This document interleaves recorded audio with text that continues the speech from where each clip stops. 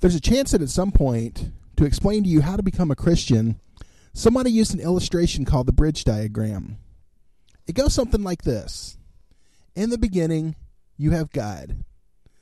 And then God created people. But there was this big gap between God and people called sin. Sin separates us from God. And no matter what we do, we can't cross that gap. We fall into sin, and sin leads us to death. So we remain separated from God. But what if there was a way to cross? Some type of bridge? When God sent Jesus, he created that bridge. The cross becomes a bridge that we can go across and get to the other side.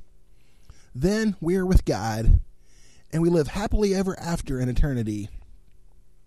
The bridge diagram isn't a bad way of looking at things.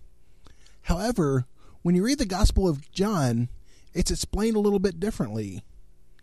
In John 1:14, John tells us that the Word, which was God, becomes flesh, which was Jesus, and that he lived among us.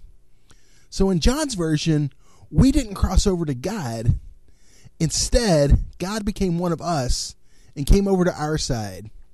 So the question isn't, how do we get to God? But instead, it's, will we follow Jesus?